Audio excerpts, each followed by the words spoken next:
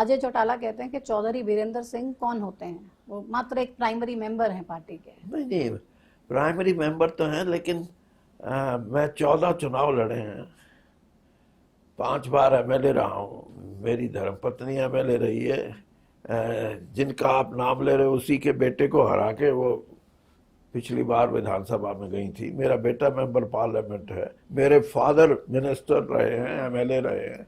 तो वीरेंद्र सिंह कोई हवाई बात नहीं करता और ना किसी से छिपा के बात करता। मेरे को जो लगता है मैं वही करूंगा।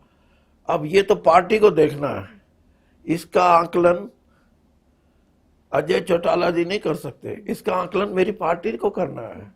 अगर मेरे सुझाव में कहीं ना कहीं मेरे अपने निहित स्वार्थ हो, फिर तो हो सकता है कि पार्टी कहे कि नहीं ऐसी बात नहीं, लेकिन मैं तो तथ्यों पे बात कह रहा हूं कि आज भारतीय जनता पार्टी को किसी के सहारे की जरूरत नहीं है विधानसभा चुनाव जीतने के लिए। आप बीजेपी के प्रभारी साहब से भी मिले, विप्लव देव जी से मुलाकात करके आए हैं, उनको भी क्या आपने ये बताया कि हमें जरूरत नहीं है गठबंधन की? उनको मैं नहीं बता रहा, मैं तो अभी आपने जैसे शुरुआत की कि मैं थोड़ा सा अपनी बात को खुल के बोलता हूं।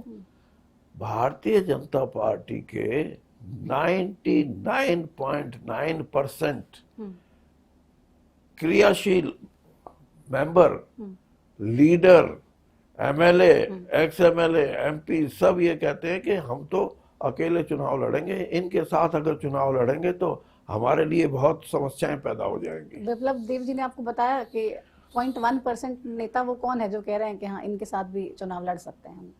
होते हैं विप्लव देव जी, थोड़ा बताएंगे। मेरे को पता है कि किन लोगों के अपने निजी निहित स्वार्थ हैं, वो बोल सकते हैं, लेकिन आपने भी उन्हें यही कहा। आम भारतीय जनता पार्टी का कार्यकर्ता और उसके जो लीडरशिप है, वो स्टेट लीडरशिप इस बात से पूरे तौर पे मैं ये कहूँ कि वो निश्चित रूप से ये जानते हैं कि कोई फायदा नहीं है, कोई फायदा नहीं होगा। आप कह रहे हैं आपने विप्लव देव जी से मुलाकात की, आपने क्या, तमाम नेताओं ने भी तमाम यही बातें बोली कि हमें चुनाव में उनके साथ नहीं जाना चाहिए। इसके अलावा और क्या क्या फीडबैक आपने प्रभारी साहब तक पहुंचाया? क्या क्या प्रभारी साहब को तो बहुत बातें हमने की हैं, और सिर्फ मैं फीडबैक नहीं देता, मेरा जो अपना आकलन होता है वो भी अब ये जो ज्योतिषी लोग होते हैं ना, ये कहते हैं कि ज्योतिष एक विद्या है, विद्या बेशक हो, लेकिन जितना जिसका लंबा तजुर्बा होएगा वो उतना ही सटीक जवाब देगा कि ये सही बात है, दूसरी बातें सही नहीं है।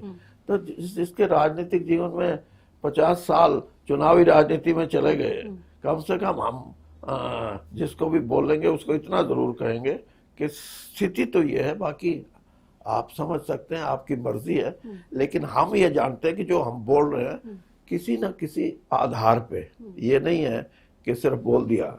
मेरे को ये भी पता है कि 2014 से पहले बीजेपी एक ऐसी पार्टी थी जिसकी 2, 4, 6, 8, 10 सीटें आती थी।